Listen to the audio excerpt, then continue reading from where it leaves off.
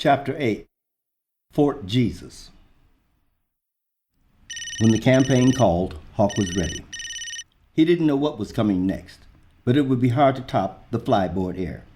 Surprisingly, Frankie Zapata had graciously allowed him to fly the board and had even personally instructed him. He didn't have time to fully master it, but because so much of its operation depended on balance, he'd done surprisingly well in a very short time. But there was something else Frankie mentioned that he couldn't get off of his mind. Something called the carbon fiber jetpack. A jet you could strap to your back. He was just outside of Dallas when he drove up to the entrance and saluted the gigantic flag flying at the access gates of Fort Jesus. The beautifully landscaped compound sitting on 650 acres of undulating sylvan terrain was a mighty testament to the faith Christians had in Everhard. In addition to the 35,000-seat main sanctuary, the compound boasted a 4,000-seat theater, a massive full-service gym, 2 Olympic-sized swimming pools, 50,000-square-foot overflow building, state-of-the-art television broadcast studio, and a 2-story bookstore. The crowning jewel of the complex, apart from the sanctuary itself, was to be Faith Academy. The church's 25-acre academic campus was currently still under construction. The compound wasn't just a series of buildings, it was a community. No sooner had Hawk entered the opulently appointed inner office than Everhard got down to business. If I win this thing, law and order will be your given name. Any public relations problems arising from my policies will be yours to address. Under my administration, there won't be any coddling of criminals.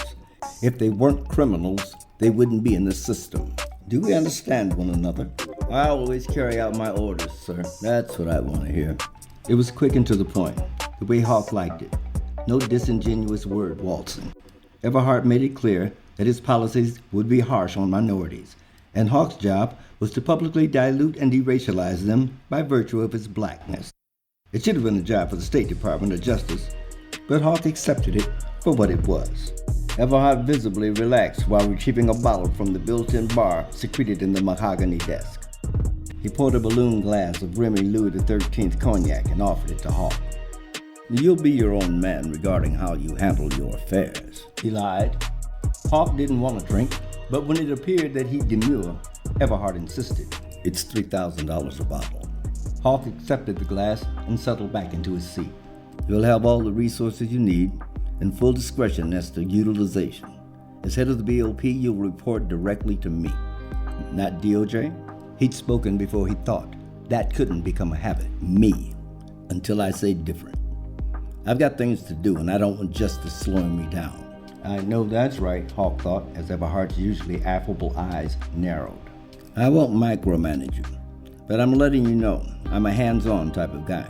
Hawk could feel Kellogg and glory in the room. He'd answered yes, sir, and let it go at that. Everhard's boyish smile returned. I don't have to tell you what this is going to mean to your personal life. You'll be an instant VIP. Not a bank in the country will refuse you a loan. Hawk considered the assumption. Me getting a bank loan ain't the most ludicrous part of this scenario, he thought. Everhard remained upbeat while extolling the benefits of office. You'll have access to every amenity befitting a man of your position. All the things a man desires will be at your fingertips. If Hawk remembered his Sunday school correctly, these were the same words the devil spoke to Jesus in the wilderness. These were words that he never imagined would be spoken to him. These were words he liked. He knew he wouldn't have any real power, so what? I get the perks without the responsibility, he reasoned. He didn't see a downside. The ship was going to sail with or without him, so why not? You're not married. The question brought Hawk back to the moment. No. Good. Because women are going to throw themselves at you like rocks at a rattlesnake. Everhard's uncharacteristically gritty laughter inferred that he knew that of which he spoke. Now listen, I don't care what you do on your personal time, but your public image has to remain pristine. Your reputation has to be beyond reproach. No problem, sir. I'm going to do some things that some people may have a problem with. By some people, you mean black people, among others. Not just blacks. Not just blacks, Hawk thought. Well, that's a switch. He couldn't wait to hear what Everhard had to say next. We need monumental mass production if we're going to remain competitive in the global marketplace. You know what that means? Beat the Chinese? Bingo. But how do we do that if the re-education process takes so long? I don't know, sir. How do we? What can I tell you? I'm an old-fashioned guy. What I'm about to tell you doesn't leave this room. Everhart's crystal blue eyes turned a gunmetal gray as he half whispered, "We're exponentially expanding the private prison enterprise system. We have international cooperation participation agreements as regards our global aspirations." No wonder he's whispering, Hawk thought. He knows this is bullshit. But Hawk listened silently, agreeably nodding from time to time as Everhart laid out his intentions. Kellogg and Glory have secured certain of our allies to production and coalition trade agreements for the manufacture and distribution of goods and services. By utilizing our available resources, we're able to provide those goods and services at a cost that nobody can beat.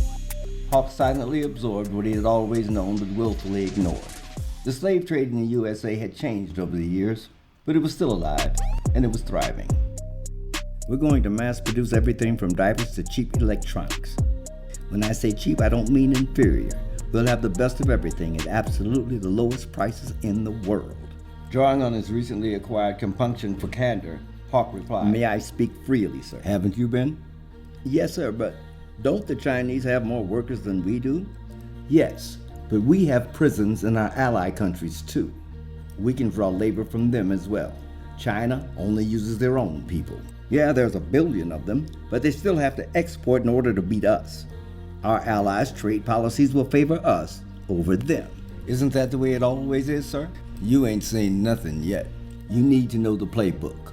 Seeing as how you'll be in charge of the federal prison system, when the press asks you my position on private prisons, what do you say?"